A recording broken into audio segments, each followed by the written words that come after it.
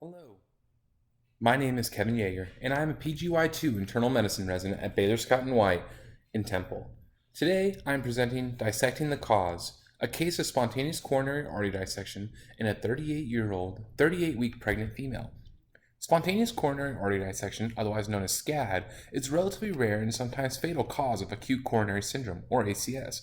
In a study reviewing patients found in the National Inpatient Sample Database from 2005 and 2015, of all the patients that presented with ACS, only 0.49% were due to SCAD. To this day, the underlying mechanism of SCAD is still highly debated, but it has been concluded that pregnant females are at a much higher risk. In our case, we have a 38-year-old, 38-week pregnant female with no significant past medical history or complications during pregnancy. She presented to an outside facility after experiencing left-sided chest pain that radiated to her jaw and left arm and started during intercourse. Upon arriving to the outside facility, an EKG showed ST elevation involving the anterior leads. Initial troponin read at 47, and bedside echo showed apical hypokinesis. Patient was immediately taken for coronary angiogram, which showed an acute, non-obstructing dissection of the left anterior descending artery, correlating with type 2 SCAD. The patient was started on a heparin drip and transferred to our hospital for a higher level of care. Upon arriving to our hospital, a TTE showed moderate hypokinesis of the mid to distal anterior and anteroseptal myocardial segments, with an EF of 60 to 65%.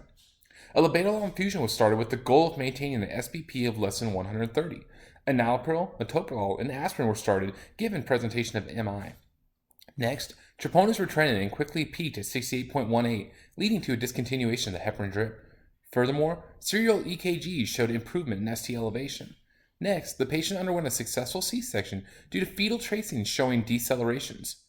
Overall, the patient quickly improved, and 1 week after initial presentation, a repeat coronary angiogram showed a healing LAD dissection. The patient was discharged soon after, where a repeat TTE obtained 3 months after onset of SCAD showed improving hypokinesis. As mentioned earlier, the underlying mechanism behind SCAD is still debated, but the two leading theories are that it is due to intimal tear or bleeding into the vasa vasorum. Both these actions create an intramural hematoma and thus create a false lumen. As with our case, SCAD is more commonly present in pregnant females, accounting for 1/4 of the ACS cases in pregnancy. This can be due to the increased physiological stresses seen during pregnancy or due to the overall increase in hormone levels, which lead to the weakening of all arterial walls, including those of the coronary arteries, making dissection more common in all arterial beds. Next, there are 3 different types of SCAD, which are further delineated via angiography. Type 1 involves the formation of 2 or more lumens in a coronary artery. Type 2 shows luminal stenosis without dissection and is the most common. Type 3, while rare, appears to mimic atherosclerosis and also demonstrates stenosis, but must be diagnosed via intracoronary imaging. There are 2 main stage treatments options of SCAD.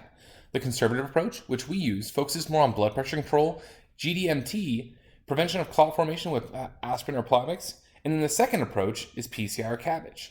These are usually reserved for patients with evidence of left main dissection, ischemia, or hemodynamic instability. This is due to the fact they are technically difficult, can worsen dissection, and only 69.9% experience full or partial success.